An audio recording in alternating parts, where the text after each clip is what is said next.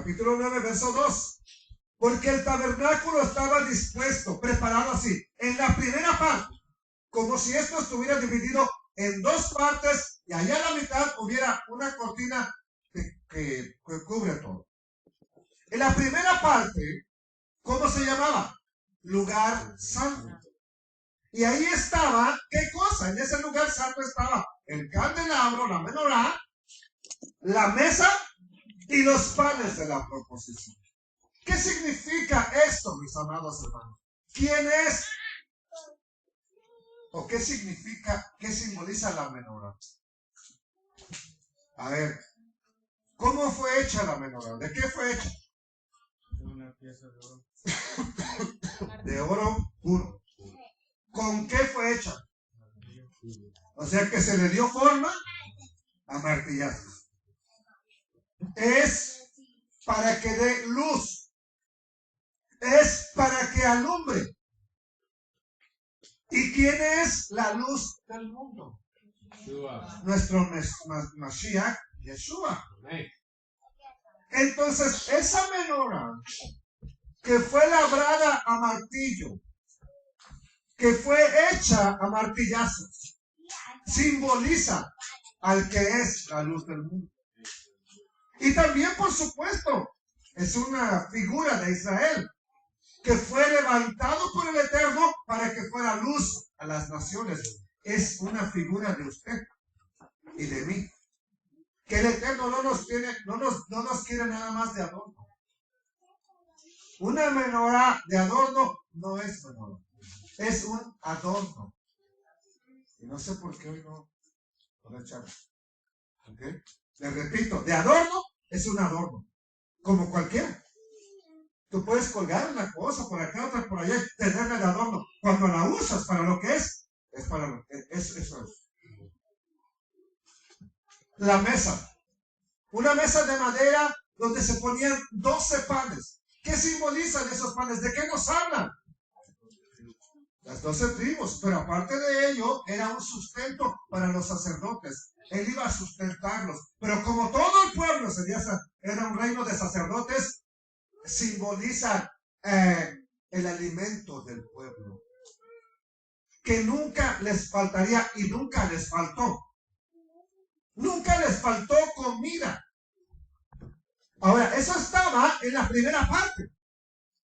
Verso 3, tras el segundo velo. El primero era la entrada, ahí había una cortina. Luego, a mitad de la casita, había otro velo, otra cortina. ¿Y para qué estaba ahí? Tras el segundo velo, estaba la parte del tabernáculo llamada, ¿cómo se llamaba ese lugar? Lugar santísimo. El cual tenía, ¿qué cosa?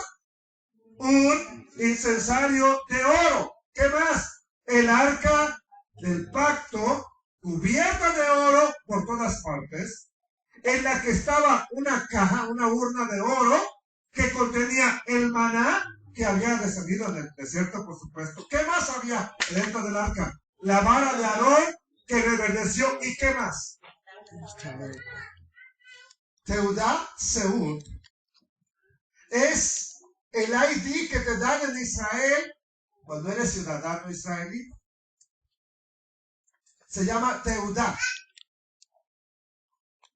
Y el profeta Isaías menciona la Teudá y el testimonio.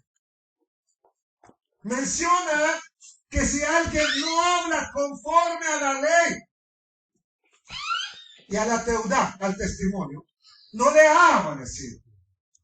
¿Cuál es de qué nos habla esa Torah, esa instrucción del Eterno, que es la señal visible?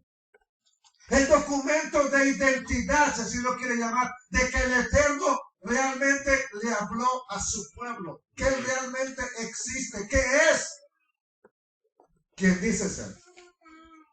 Las naciones tienen su Dios que nunca les habla. Nunca.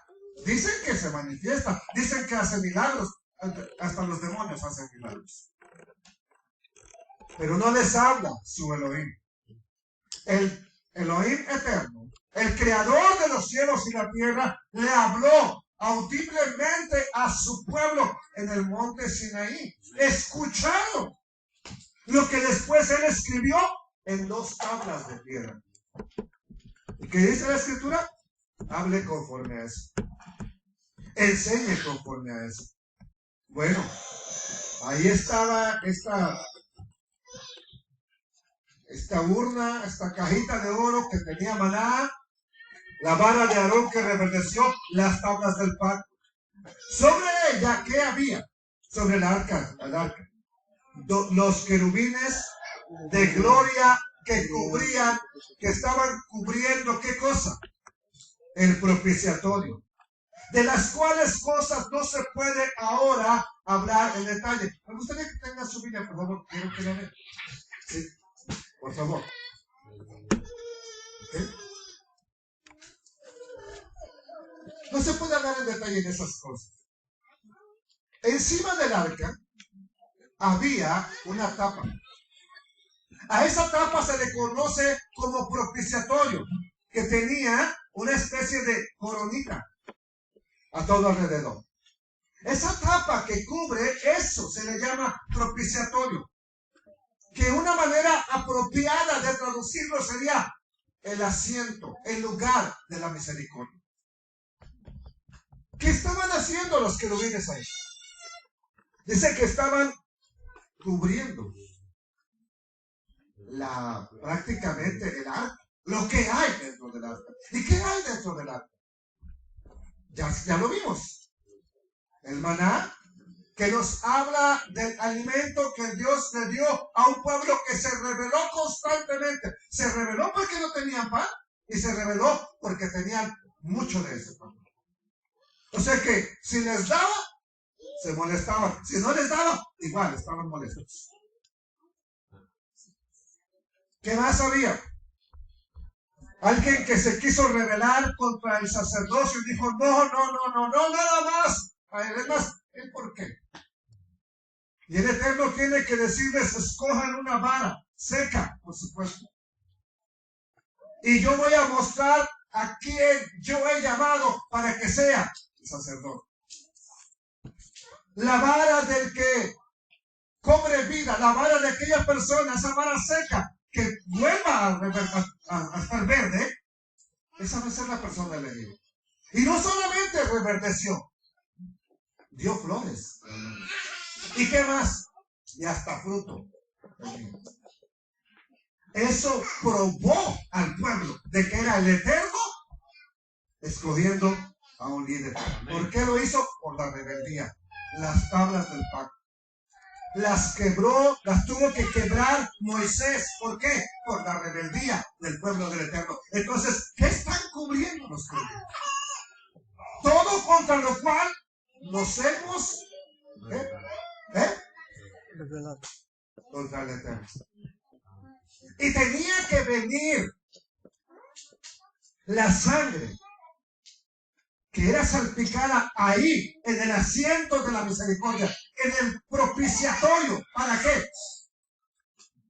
Para que el Eterno apaciguara su vida. Para que el Eterno tomara la decisión de no destruir a su pueblo. ¿A dónde aparece por primera vez los querubines? ¿En qué parte de la Biblia aparece por primera vez querubines? ¿Aló? En Génesis. ¿A dónde? A ver qué parte. Luego, inmediatamente en la creación.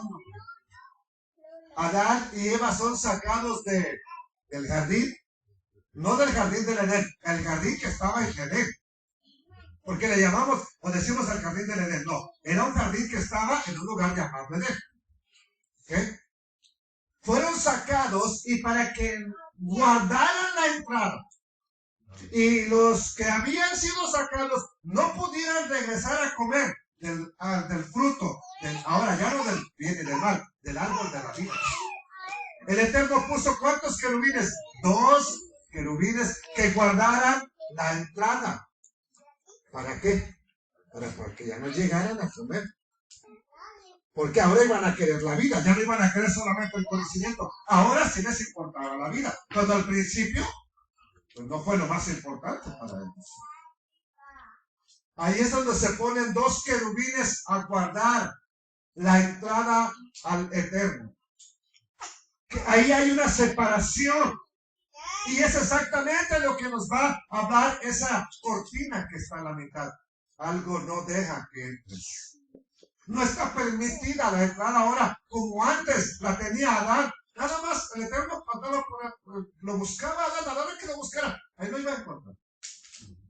Se acaba eso. Se quita ese privilegio.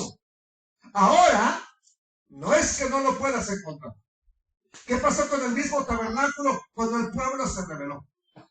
Cuando hicieron el becerro de oro. Tuvo que ser puesto fuera, ya no en medio del campamento. La idea, el plan original del Eterno era habitar en medio de su pueblo. Estar ahí. Todas las tribus alrededor. Ahora no. Querían, el mismo Moisés tenía que ir fuera del campamento a buscar la presencia del Eterno. Hablar con el Eterno. Créame que cuando se pierde esa comunión, te va a costar mucho más que cuando la tienes. Por eso les digo a veces, hagamos las cosas correctamente. Busquemos al Eterno mientras puede ser hallado. Llámale en tanto que está. Hoy estará cercano. ¿Por qué? Porque Él dijo que haya santa convocación, que nos quería reunirnos en un lugar y que iba a estar ahí. Entonces, Él está aquí para escucharte hoy. Sí, ¿no quieres clamar? Pues ya sí es problema de cada quien, ¿verdad? ¿No quieres implorar el favor del Eterno? Pues sí, ya es un problema de cada persona. Pero Él va a estar ahí. Así, ya que hablamos de estas cosas, dice el escritor de Hebreos en el versículo 6. En la primera parte del tabernáculo entran los sacerdotes continuamente, todos los días entraban. ¿Para qué? Para cumplir los oficios de culto. Solamente que el escritor de Hebreos nos dice que en el versículo 2, algo que ya lo vimos, ¿verdad? No, el versículo 4. Dice que en el lugar santísimo estaba ¿un qué? Un incensario de oro. Recuerdo que una ocasión me dijo un evangelista, si el escritor de Hebreos se equivocó, ¿cómo quieres que yo no me equivoque? Porque le dije, oye, estabas hablando cosas torcidas. Y me dijo esto, si el escritor de Hebreos se equivocó, ¿cómo yo no me voy a equivocar? Le dije, ¿por qué se equivocó? Él dice que el incensario de oro estaba en el lugar santísimo. Cuando Éxodo dice que estaba en el lugar santo. No, pues casi lo felicito, ¿no? Tiene razón. Si el escritor de Hebreos está mal, ¿qué se puede esperar de ti? Solo que quien sigue estando mal es él. ¿Por qué? Porque el escritor de Hebreos no se equivocó. Porque no era todos los días que entraba a ofrecer incienso allá, al lugar santísimo, el sumo sacerdote. Era una vez al año. Todos los demás días, en la primera parte del tabernáculo, ahí ofrecía el incienso. Pero una vez al año, en el lugar santísimo, allá ofrecía el incienso. Entonces no hay error. El error está en no conocer la Torah. Siempre la equivocación es querer acomodar todo conforme al Nuevo Testamento y no. Miren, lo tacho así. Bueno, lo tacho no por la palabra, por la mala interpretación que se hace. Jamás nadie, todavía no existe. No les puedo contar un chiste porque estamos en tiempo de... Pero había alguien que quería edificar Nada más del 10º piso para arriba, no para abajo. ¿Ok? Y no, pues nadie. Hasta que un mexicano dice, pues, yo te lo digo, de veras, ¿cuánto me cuesta? 5 millones. Pues cuando empiezas, nomás que me suban el material y yo no. No hay nadie que pueda edificar de 10 pisos hacia arriba. No hay nadie. ¿De dónde tiene que empezar? De la fundación. ¿Cuál es el fundamento? ¿Cuál es la base? Sí, pero aún él está mostrado en la Torah. Si la Torah no te muestra al Mesías, puedes tener la mejor base, la mejor piedra del ángulo, pero no puedes seguir edificando. Y si edificas, vas a edificar a lo loco para donde tú quieras. Y es en la dirección que el Eterno ha marcado, mis amados hermanos. Entonces la gente se equivoca cuando dice, aquí está mal. ¿Por qué? O esto está errado, ¿por qué? Porque no conocen la Torah, no conocen la instrucción del Eterno. Cuando la conocen y saben lo que dicen, no hay ningún error en lo que está diciendo el escritor. ¿Cuánta gente lo atribuye a Pablo el hecho de la circuncisión del corazón? No es que Pablo dijo, bueno, Pablo no, el mismo Moisés lo habló. ¿Cierto o no? Entonces, no le atribuyamos a alguien algo que no tiene o que no es. Ya que entendimos entonces que una vez al año, porque sí había un incensario allá adentro, pero era usado solamente una vez al año, entonces sí, dice, los sacerdotes entran todos los días. ¿A qué? A encender la menorá, a ofrecer incienso, pero ¿a dónde lo hacen? En el lugar santo. Pero luego nos dice, verso 7, pero en la segunda parte, ¿a dónde? ¿Cuál es la segunda parte? El lugar santísimo. Solo quien, el sumo sacerdote, ¿cuántas veces? Ok. Y no entra sin sangre, la cual ofrece por él mismo. Perdón, ¿y por qué, hermano? Por los pecados de ignorancia del pueblo. Es que él entraba por todos los pecados. No. ¿Qué es lo que se cubría especialmente ese día?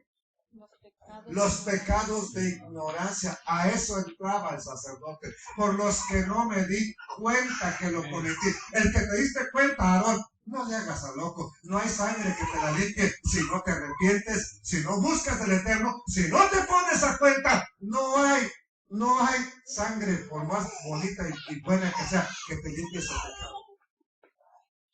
¿Qué es lo que sí cubría entonces? Los pecados de ignorancia del pueblo. ¿Qué dijo el Mesías cuando lo están clavando en el madero? Padre, perdónalos. ¿Lo están haciendo por ignorancia? Pedro, ¿qué dijo? Su primer discurso. Ustedes no saben. Lo hicieron en ignorancia. Yo sé que lo hicieron en ignorancia, pero entregaron al justo. Pecados de ignorancia. Entonces, el macho cabrío, ¿sí cubre pecados? Sí, pero nada más los de ignorancia. ¿Ok? ¿Qué hizo el Mesías de todo el pecado que tenías antes de venir a él? ¿Qué hizo? Lo limpió. ¿Por qué? Porque en su mayoría, aunque no sabíamos la Torah. No sabíamos que estábamos ofendiendo al Padre Eterno directamente. Entonces, cuando no lo sabes, es hecho en ignorancia. Sí. Lo limpió todo. Sí. Pero ya después no es ignorancia. Cuando ya sabes, ¿qué se le llama a alguien que le dice? ¿Cómo le dices a alguien? ¿O cómo le llamas a alguien que le diga, que le dices, mire, no tire eso? No lo tire. Y va y lo toma. Va y lo tira. ¿Cómo le llamas a esa persona?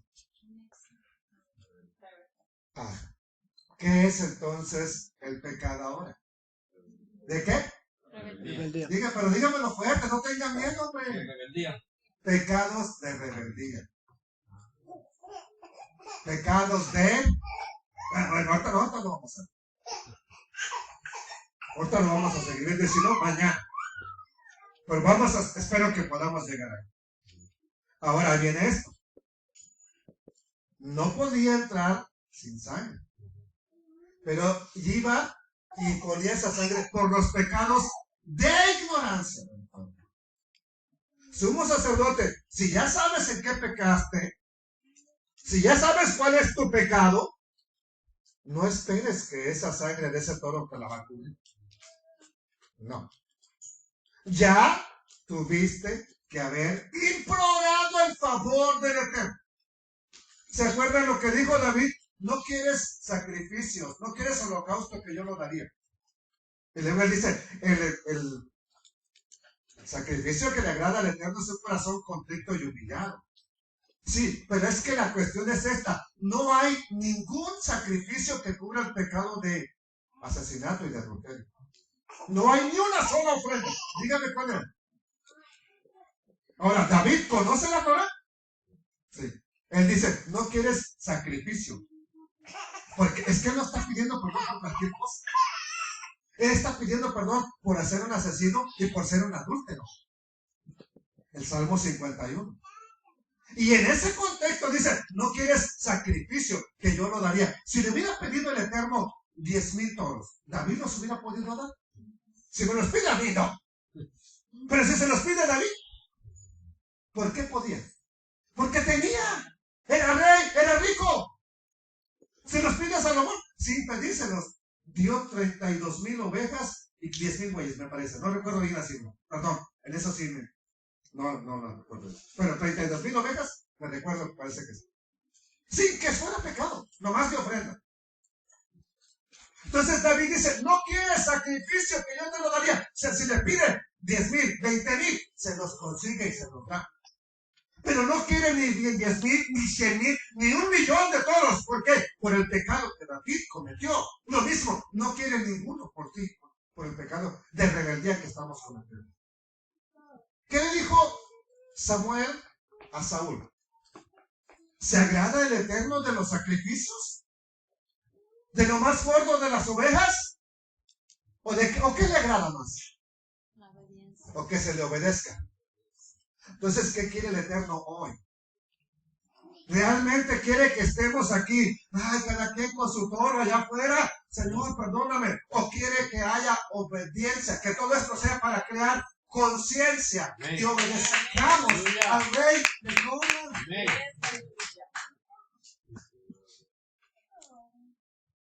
Ahora dice el verso 8. Dando el Espíritu Santo a entender con esto que aún no se había manifestado el camino al lugar santísimo. ¿Cómo? ¿O por qué? Entre tanto, que la primera parte del tabernáculo siguiera siempre ahí. ¿Qué es lo único que mostraba? Que no había un camino directo, libre, para entrar al Padre. ¿Desde cuándo? Desde Adán, hombre. Fuera del jardín. ¿Quiero entrar? No, querubines. Y no están ahí nada más de lujo, con una espada. Éntrale y te mocho la cabeza.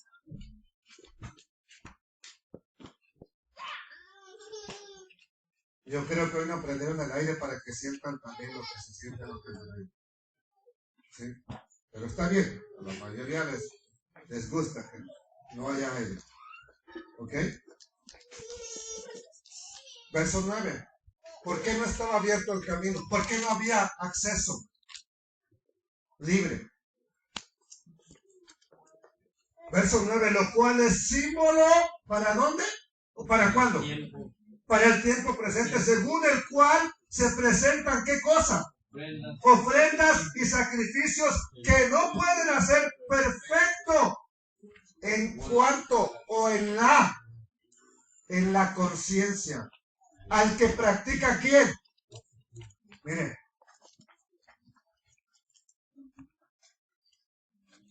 La conciencia del sumo sacerdote nunca estaba en paz. ¿Por qué?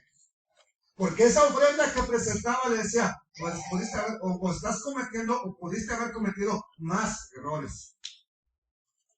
Inmediatamente, ese mismo día, o saliendo de Yom Kippur, que no sabes de qué son. Y los que saben ya no son ignorancia, ya dije, son rebeldía. Entonces, ¿cómo se sentía el sumo sacerdote si le hubieran dicho a la siguiente semana, vuelve a entrar?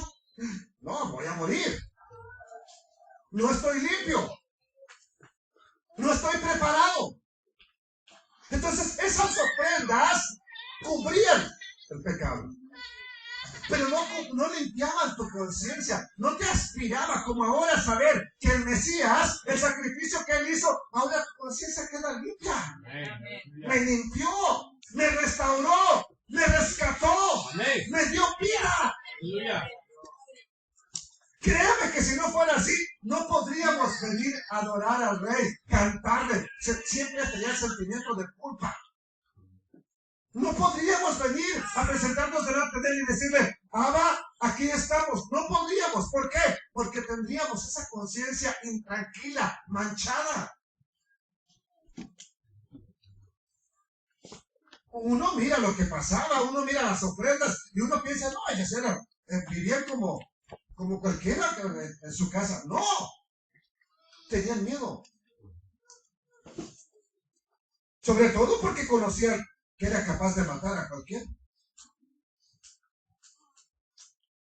Cuando era merecedor. No nomás porque mate el Eterno. Cuando la persona era merecedor. Que se ponía rebelde. El Eterno enviaba su juicio. ¿Usted cree que eso no los llenaba de temor a los sacerdotes? Claro que sí. Pero no puede limpiar plenamente tu conciencia. ¿Por qué? Porque ese tipo de culto consistía en ofrendas que en una parte se quemaba la grasa, pero también era comer. Bebidas. Abluciones. O limpiezas, purificaciones, para que me entiendan. Ordenanzas acerca de la carne. Impuestas hasta el tiempo de ¿qué? De reformar las cosas. Eso tenía que estar ahí hasta que llegara un momento. ¿Cuándo? De reformar todas las cosas.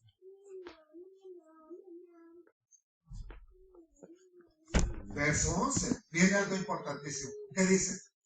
Pero estando ya presente Cristo, Mashiach, sumo sacerdote de los bienes venideros, no de lo que ya está, de los bienes venideros, por el más amplio y más perfecto que no hecho de manos, es decir, no de esta creación. Entonces, ¿a dónde está ministrando nuestro Mesías? ¿En cuál tabernáculo? ¿O dónde ministró?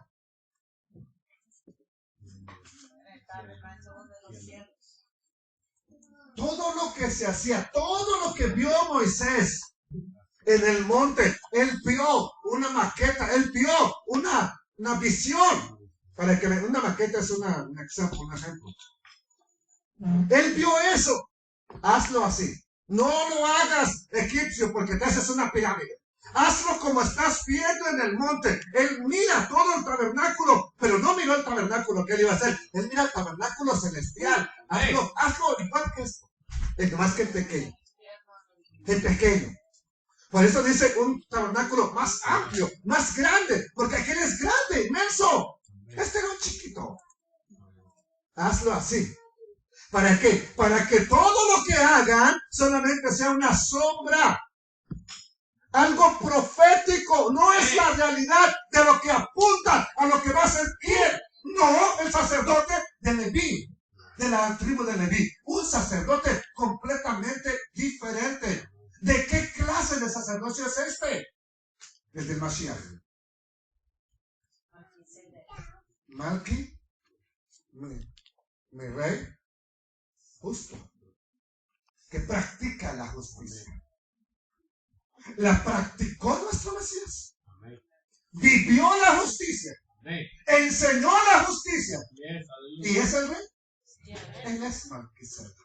Bueno, no literalmente, no me lo vaya, porque luego salen los airos que le cortan al video. Él dijo que Mashiach era Melquisedec. No, es Melquisedec es solamente un tipo, figura que apareció en la historia del tiempo de Abraham. ¿De quién? A lo que apuntaba igual. Así como el tabernáculo que hizo Moisés era un ejemplo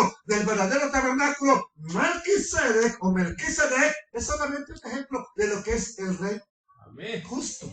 Aleluya. Nuestro rey justo, que él pudo hacer el sacrificio perfecto. Amén. Aleluya.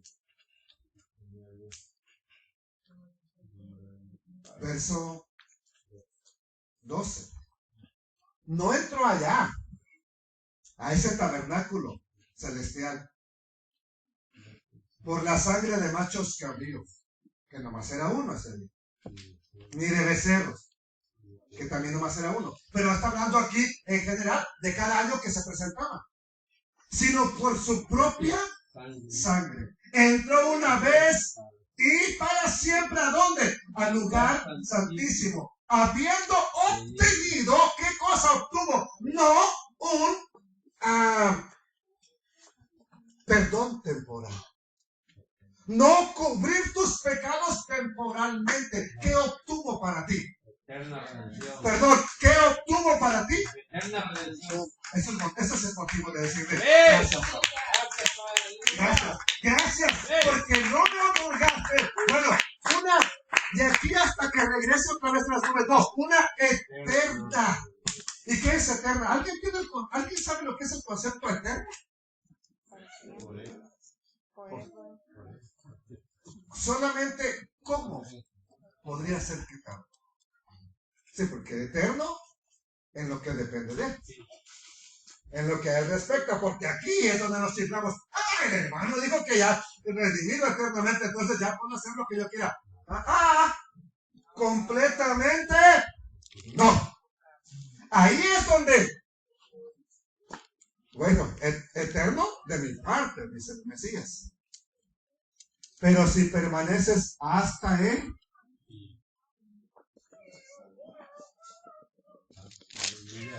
sí, porque luego le digo, aquí luego la gente se china. ¿Oíste lo que dijo el predicador? Redención eterna. En lo que a él respecta. En lo que a nosotros respecta, todavía no lo hacemos. Porque saliendo de aquí podemos ir a hacer lo malo. No importa que sea yo aquí podemos ir a pecar. Y a eso entraría el capítulo 10, tener por inmunda la sangre del Mesías, del pacto. No del pacto arónico, del pacto que se hizo con nosotros. Verso 13. Porque si la sangre de quién? De los toros. ¿Y qué más? Y de los machos cabríos. Y ahora, aquí está poniendo un ejemplo. No dice que esto se hacía en Yom Kippur. Aquí está poniendo un ejemplo. ¿Y qué más? Las cenizas de quién? De la becerra, rociadas a los inmundos. Si todo eso, tanto el toro, que era para Aarón, el macho cabrío, que era por los pecados de clase del pueblo, la becerra, para rociar principalmente a quién? A los que estaban inmundos por un muerto. Si eso que hacían allá en aquel tiempo, dice, santifican para la purificación de qué? ¿Qué se contaminaba? Cuando la persona tocaba un muerto, ¿a poco se contaminaba el espíritu? La carne. Que espiritualmente, cuando uno hace algo incorrecto, quedas marcado. Todo tiene sus consecuencias. Pero lo principalmente, tocaba un muerto, se purificaba su cuerpo. ¿Qué había que hacer? Purificarlo al tercer día y al séptimo día. Con las cenizas de esa vaca que mataron, la ponían en agua y le rociaban a la persona. Bueno, el escritor de Hebreos está poniendo un ejemplo y dice, si eso purificaba a las personas que estaban impuras, si eso lo hacían para obtener la limpieza, para estar puros espiritualmente y físicamente delante del Eterno y poder ir a su presencia, verso 14, ¿cuánto más? ¿Cuál? Ok, la sangre del Mesías, la cual mediante el Espíritu Eterno se ofreció a sí mismo sin mancha, o sea, sin pecado a Dios. ¿Cuánto más esa sangre que hará? Limpiará. Miren, cómo dice. Perdón, ¿limpiará qué? Miren, ven cómo dice, aquella sangre de la vaca era para la carne. Pero la sangre del Mesías es para limpiar, ¿qué dice? tu conciencia. Entonces, esa conciencia que te dice, estás mal, estás bien mal, ya debería estar limpia. Y si no está limpia, usted sabe por qué está la manchada. ¿Sí estamos de acuerdo? Mire, la sangre, la ceniza de los toros y de los machos cabríos y la ceniza de la vaca limpiaba, purificaba, era para la purificación de la carne. Cuanto más la sangre del Mesías, al final del texto dice, limpiará vuestras conciencias de qué. Bien importante, ¿te limpiará tu conciencia de qué? ¿Qué son obras muertas? A ver. O las obras que te llevan a la muerte, ¿qué son?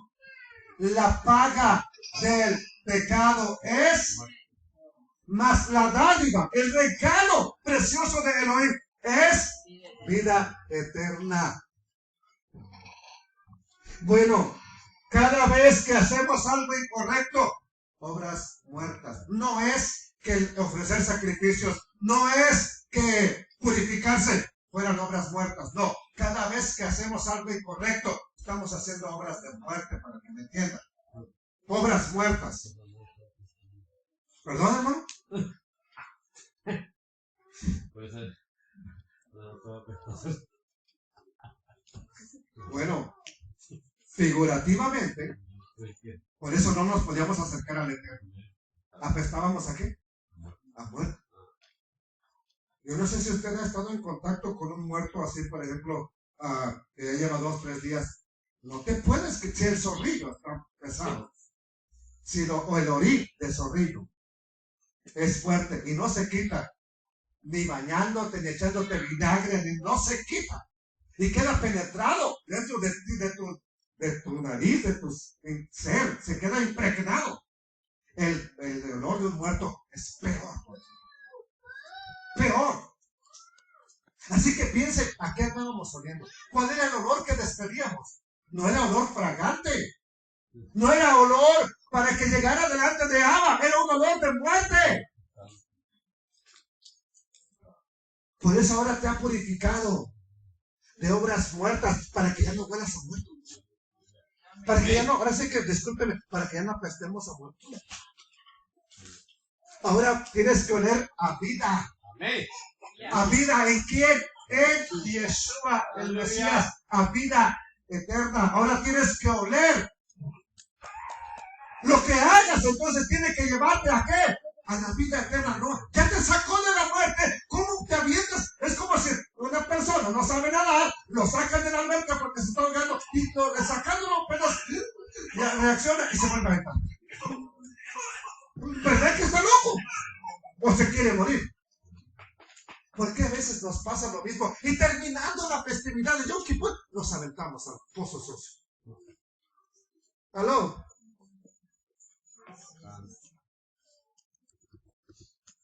Ahora, como Él limpia tu conciencia, te limpia de obras muertas, ya no quiere que su pueblo siga haciendo cosas incorrectas.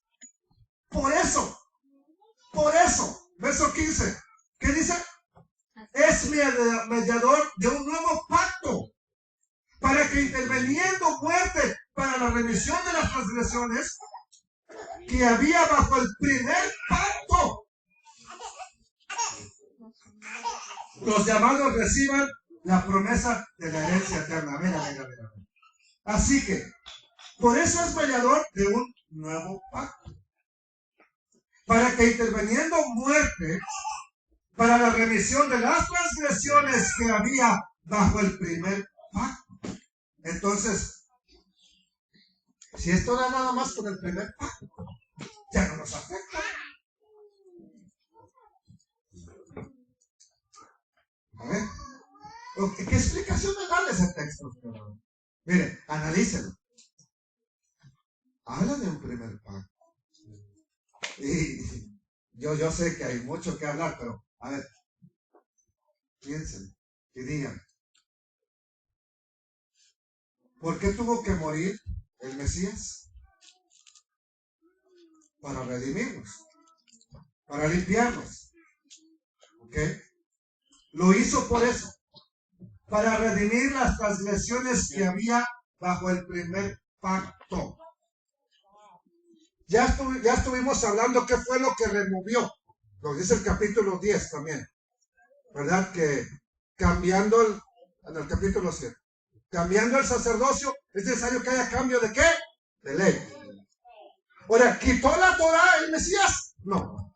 ¿Qué es lo que removió el sacerdocio? ¿Tenían instrucciones especiales ellos? Sí. Ahora, entonces, bajo ese pacto que ellos tenían, que el Eterno tenía con el sacerdocio, usted no podía hacer lo que ellos tenían que hacer. Solamente ellos. El pacto era con ellos. Nadie más podía estar ministrando ni tocando un shofar. Solamente ellos. Ahora, con nuestro Mesías, el Yeshua, usted ya también es un ministro. Usted está en el nuevo pacto. Usted no sigue siendo, usted es sacerdote, pero no del orden de Aarón. Usted es sacerdote de otro tipo de sacerdocio. Usted ya no está bajo ese primer pacto. ¿Cuál? Del pacto arónico, sacerdotal. No estamos hablando de la ley, de la instrucción del Eterno. En esa todavía estamos, todavía debemos mantenernos ahí. Gloria al Eterno. Y luego dice esto, porque donde hay testamento es necesario que ¿qué? Para que se lleve a cabo el testamento, ¿qué tiene que pasar? Tiene que morir la persona. Si la persona no muere, el testamento está ahí, pero todavía no es válido. Yo le voy a dar una buena noticia. Hay un testamento ya. Si nunca te han dejado un testamento, el Mesías ya te dejó un testamento. ¿Qué te va a entregar? Ya está la herencia. ¿Qué te va a dar? Pues no el cielo. ¿Qué te va a dar? Y cuando la Biblia habla de la tierra desde Génesis hasta Revelaciones, ¿de qué tierra habla, hermana? Se va a convertir a paraíso otra vez. Toda la tierra. Ahí va a haber una santa ciudad en la tierra. No más que en esa santa ciudad no puede entrar cualquiera, no puede entrar ningún inmundo. ¿No? Ahora, era necesario que muriera el que dio el testamento. Pues el verso 17, porque el testamento con la muerte se confirma. Pues no es válido entre tanto que el testador, el que hizo el testamento, está vivo. De donde aún ni el primer pacto, para que vean que estamos hablando de algo importante, fue instituido o hecho sin sangre, porque habiendo anunciado Moisés todos los mandamientos de la ley a todo el pueblo, tomó la sangre ¿de qué? De los becerros.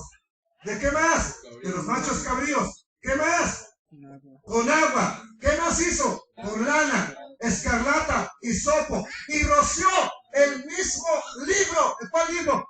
De la instrucción que le dio el Eterno. ¿Y qué más? Y también a todo el pueblo. Ahora, si usted va, esta cita es de Éxodo 24. Si usted va allá, no dice que pasaba exactamente todo esto. No dice que Moisés tomó hisopo. No dice que tomó, ¿verdad? La lana, escarlata. No lo dice. Pero el hecho de que no lo diga no quiere decir que no ocurrió, que Moisés simplemente no lo escribió. Pero eso, el escritor de Hebreos dice, eso fue lo que realmente hizo. ¿Para qué? Para establecer el pacto. Para llevar a cabo el pacto. Diciendo, verso 20, esta es la sangre del pacto que Dios les ha ordenado, les ha mandado. Además de esto, roció también, ¿qué cosa? Con la sangre el tabernáculo. ¿Y qué más? Todos los vasos del ministerio. Esto ya ocurrió en Levítico. ¿Ok? Y casi todo. Vean bien. ¿Qué dice? ¿Verdad que no dice todo? Casi todo es purificado según la ley. ¿Con qué? Y sin derramamiento de sangre no se hace remisión. Casi todo. No tengo tiempo para hablar ahorita de lo que no es todo. ¿Verdad? Pero es muy bueno que empecemos. Bueno, si dice que casi todo es limpiado con sangre, ¿qué es lo que no entra en todo?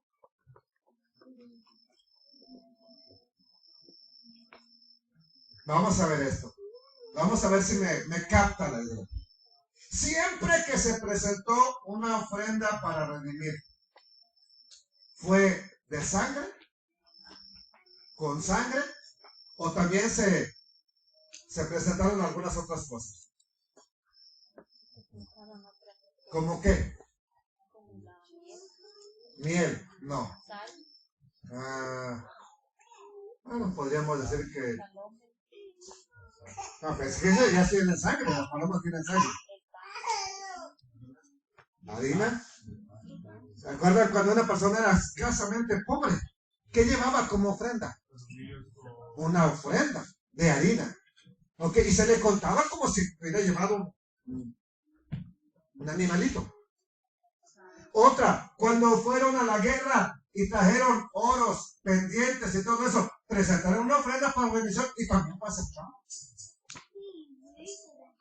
Entonces, por eso el escritor dice casi todo. Pero quien no conoce la Torá, le repito, dice, no, es que solamente la sangre, había harina para bendición. ¿Ok? Entonces, quiero decirle, sin derramamiento de sangre no hay remisión.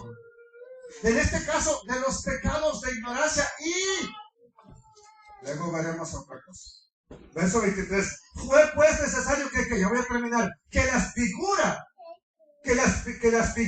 ¿de qué? De las cosas celestiales fueran purificadas así. ¿Por qué se purificó el altar? ¿Por qué se purificó el tabernáculo? ¿Por qué se purificó la cortina? ¿Por qué? Porque era una figura de lo que está en el cielo. Ahora, ¿quién santifica el tabernáculo celestial? El Mesías. ¿Con qué? Con su sola presencia, porque Él es santo. Pero también se presentó con algo importante. No nada más con su presencia, pero Él, con estar ahí, lo santifica. ¿Por qué es santa esta reunión? ¿Porque nosotros estamos aquí o porque el Eterno la santifica? Es una santa convocación. No porque yo la haga santa, porque el Padre Eterno, con su presencia, la hace la hace santa. Fue pues necesario que las figuras de las cosas celestiales fueran purificadas así. Pero las cosas celestiales mismas fueron purificados ¿con qué? Al final del verso 23.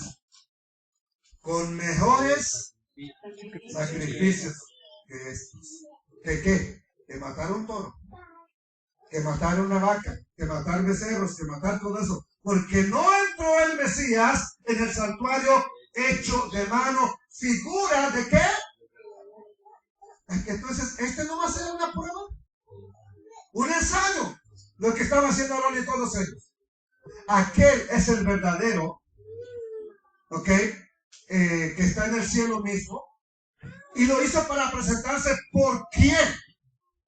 Por nosotros ante Dios. Verso 25. Y no para ofrecerse muchas veces como entra el sumo sacerdote en el lugar santísimo cada año con sangre ajena. De otra manera, le hubiera sido necesario padecer ¿cuántas veces? Muchas veces desde el principio del mundo. Pero ahora, en la consumación de los siglos, se presentó una vez y para siempre por el sacrificio de sí mismo, para quitar de qué?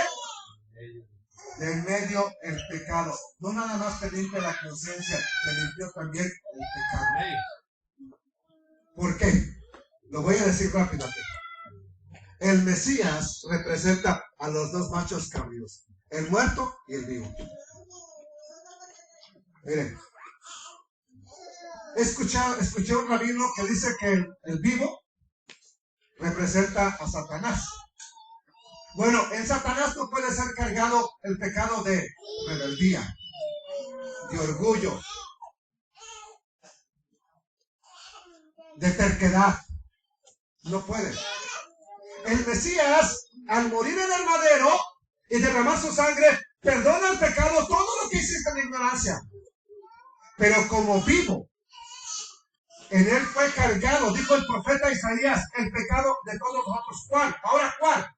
como vivo de entre los muertos. El pecado de rebeldía, de terquedad, de no obediencia, de desobedientes, para que me entiendan, de incrédulos, de homicidas, de malvivientes.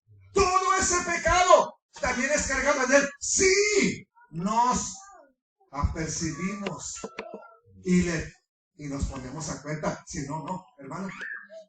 Al usted decir eso, ahora me estoy dando cuenta de algo.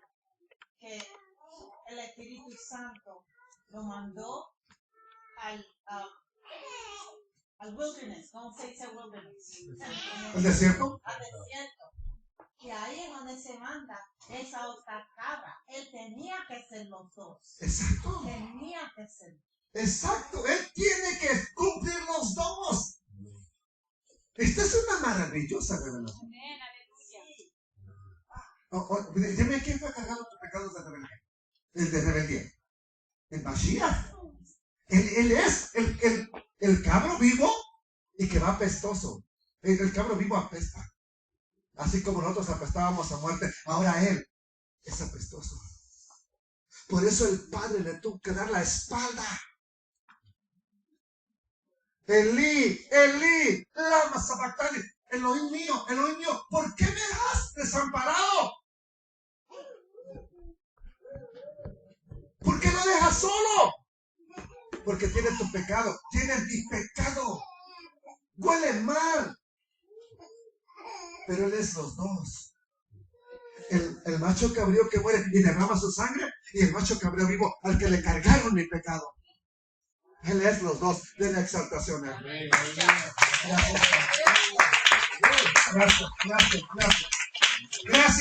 Gracias, bendito Mashiach. Si no tenía por qué dar gracias, por ella sabe. ¿Por qué agradecer en este día? Si no había nada que digas tú, pues es que yo no entiendo por qué. Bueno, ya tienes por qué. Gracias, Abacados. Así también el Mesías. Okay, bueno, perdón, verso 27. Y ya. Y de la manera que está establecido para los hombres que mueran. Y después de esto, ¿dónde quiere usted estar? ¿En el juicio del trono blanco o en el tribunal del Mashiach? Ya se lo digo. Así también el Mesías, como humano, ¿verdad? Tuvo que morir. Fue ofrecido. Él mismo se ofreció. ¿Cuántas veces? Una sola vez. Para llevar los pecados. ¿De quién? De muchos. Y aparecerá por segunda vez sin relación con el pecado. Ahora ya no viene a ver a quién salva. Ahora nada más viene a salvar a un grupo especial. ¿Quién? ¿Y quiénes son los que le esperan? El que está ahorita viendo películas en su casa. Le está esperando. O un pequeño remanente que dice: ¡Hey! El Eterno dijo que no me tengo que congregar ese día. ¿Qué estamos haciendo? Estoy aquí no porque tenga ganas de estar aquí. La verdad, siendo sincero, estoy aquí porque el Eterno me dijo: ahí quiero tener una comunión contigo. Ahí te espero. ¿Y qué dice el Eterno? Venid luego y estemos a cuenta. Entonces sí, si tus pecados fueren como la grana, como la nieve, serán emblanquecidos. Si fueren rojos como el carmesí, vendrán a ser.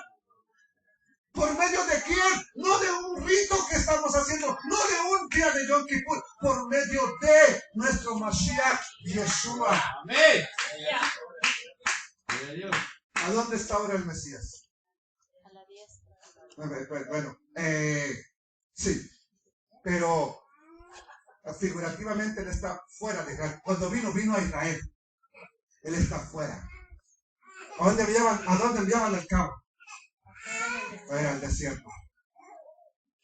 Y dice Juan, desde entonces cuando lo querían matar, se quedó en una ciudad llamada Efraín. ¿Quién es Efraín? Los rebeldes, los tercos, los que se fueron al exilio, los que fueron llevados a las naciones. Gloria al Eterno. ¿Y saben? Y aquí viene, ¿a quién más exalta fuera de Israel? Al Mesías Jesús, aunque lo conocen como Cristo Jesús. ¿Y saben en qué se glorian más? el que murió por ellos en la cruz, el que derramó la sangre. Entonces, prácticamente nada más es por la ignorancia, por el pecado de ignorancia. Pero esto es entendible, es lo único que ellos conocen. Pero yo ahora entiendo y comprendo y le doy gracias a Abacados, que no solamente por el pecado de ignorancia, también mi rebeldía, también mi iniquidad, el haberme rebelado como David, el haberme vuelto incrédulo, aún ya conociendo su palabra, también eso fue cargado en él. Y va a venir, pero ya no viene a salvar a los pecadores, ahora viene por los que ya no pecan, por los que ya tienen una vida que quiere consagrarse para él. ¿Me entendió? Amén. Ahora ya no viene a salvar al pecador, ahora viene a salvar al que se aparta del pecado y se aparta del pecado. Aleluya. Wow. Créanme que esto de Hebreos a mí me llena la cabeza y le doy vueltas y me emociono yo solo. Por esto doy gracias, Abba. Gracias, Abacados. Gracias, Padre. Bendito sea tu nombre, bendito seas por los siglos de los siglos. Gracias por el sacrificio eterno, por la redención eterna, y porque un día esperamos el regreso de nuestro bendito Salvador, ya no para venir a salvar a los pecadores, ahora viene por los que le esperan, ahora viene por los que se purifican, ahora viene por un grupo que está a la expectativa, expectantes de que regresará. Gracias, bendito Rey de la gloria. Bendito sea tu nombre. Te esperamos, Yeshua. Te esperamos, Mesías. Te esperamos. Ven ya. Muchos no quieren que vengas. Ven ya. Queremos celebrar su contigo. Queremos estar en el tabernáculo. No hecho de manos por hombres. No, en ese tabernáculo celestial. En la tierra. En la tierra. Tal vez yo no esté en la tierra prometida, pero como toda la tierra estará sometida a ti, ahí quiero estar. Si me quieres enviar a un lugar lejano, allá, que vaya a enseñar de tu palabra, con eso estaré satisfecho ahora. Porque no todos vamos a vivir en Israel, en la santa ciudad. Iremos, pero no todos moraremos ahí. ¿Por qué? Porque hay que ir a enseñar a las naciones, a los que salieron de la gran tribulación, a los que quedaron vivos. Hay que enseñarles esto que el Padre Eterno nos mostró mucho antes de que Él decidiera venir por nosotros. Gracias, porque hay muchas cosas por qué agradecerte. Bendito Abacados. Amén.